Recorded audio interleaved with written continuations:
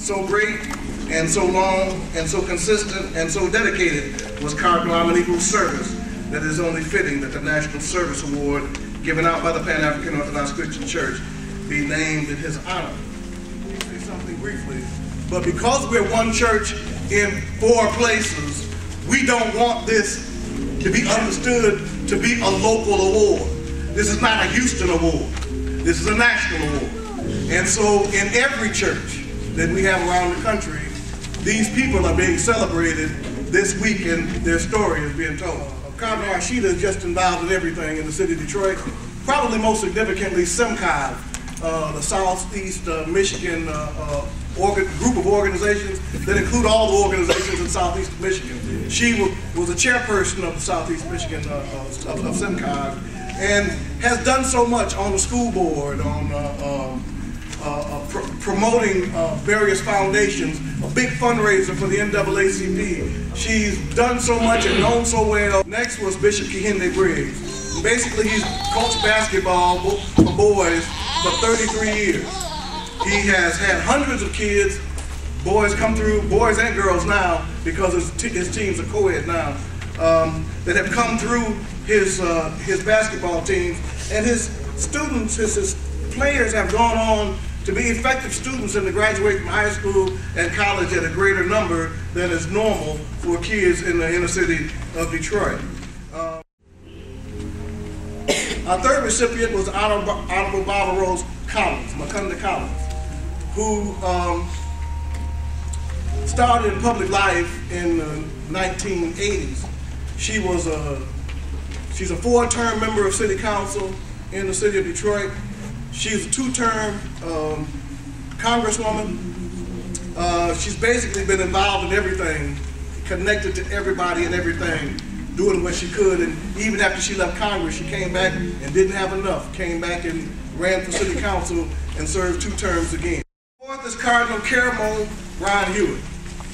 And he is the executive director of the Black Slate, but he's done so many things in so many different places, probably most of which he was the assistant to Coleman Young, the mayor of Detroit, for 20 years, and was very influential on shaping the city.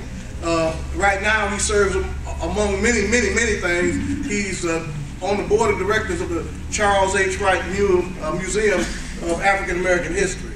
So Cardinal Mbayu is not just a pastor of a church, but he has the largest prison ministry in the state of Michigan, the Tree of Love Prison Ministry. He is involved in all kind of ancillary things attached to universities to get community kids into programs. He's working on the establishment of a maritime academy in the city of Detroit. He has been a member for almost 40 years and has served in every region. You know that because he served here a long time. He is not just a Christian minister, but he's also an African priest who has been trained in the Dagara cosmology of Burkina Faso, West Africa. Sister Melanie Manirobi. And basically what she did was she took the model that she established in Brooklyn to establish a free hospital or clinic for people in Brooklyn. And I asked her if she could come to Detroit and do that there. And she said she could. So she packed up from New York, moved to Detroit, and voila, we have a medical clinic that is going great guns, serving almost 1,000 people a month. Who is Sandra Tanae Ramsey? Tanae served in this region, but only for a short time. But she's always been connected in Detroit. But what has happened with when Mayor Kilpatrick when he became mayor, he appointed her to deal with senior citizens.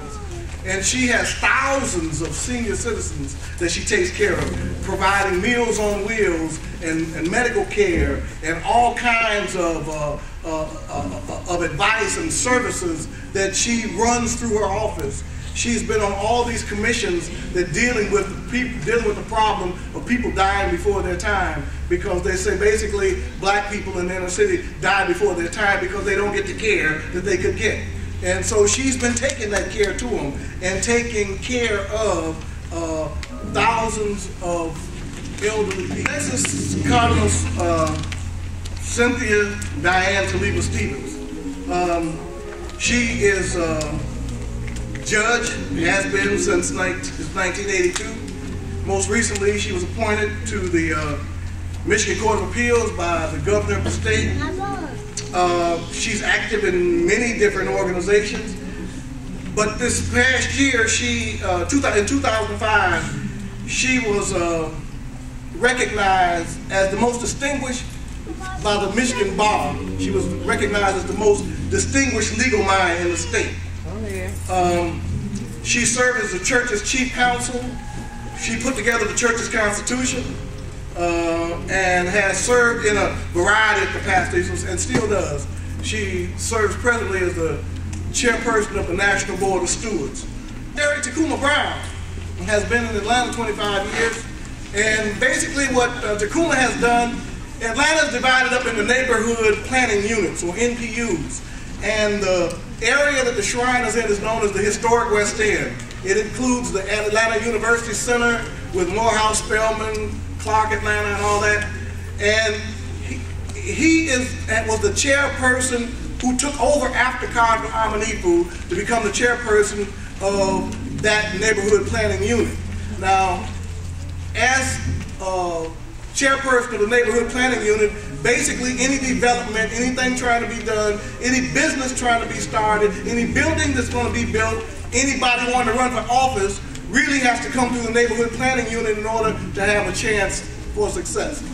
And Tacoma, like the Hispanics were getting in the 70s and the early 80s, she championed many causes of injustice in the criminal justice system. People wrongly accused and on death row, she was able to fight back and to secure their release and to get in front of every issue in fought over. She's done so much in this community. Again, she got that little print too, you know, that shows that you've done an awful lot. We had to reduce the type to get it on one page. She's done so much for our community. And is still doing so much for our community. And we want you to understand that what we care about is the service rendered. We care about the service rendered. And you have rendered invaluable service to this community. And we respect you for that. And glad that you've been an invaluable aspect of our ministry. Amen. He's known as a genius in the manufacturing world. He's been recognized as Black Enterprise's 50 top black engineers in the country. He has become the first black vice president to 3 different corporations, including Dell Computing. He has something to do with that development of that electronic voting machine. We don't know if we ought to take that award back yet. In the business world, he's a legend, but also in the community world because he's used his blessing to bless others. Yeah. His generosity is overwhelming. And he's been very good to this church, as his whole family has been.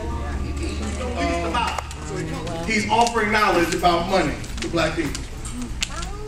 He's conducted many workshops in finance and investment literacy for the last 15 years. He's received over 18 service awards from the City of Houston, from FEMA, from the Houston Asset Building Coalition, and he's received 4 Presidential Citations Awards. Wale Onyemachi is just a kind of a busybody that's in everything, everywhere, no matter how big or how small. Very little things he gets involved in. And it's this tradition of service to the broader community that leaves an impact that allows his life to echo and reverberate into the lives of other people. And so is this that we celebrate this morning, and he is our 3rd recipient.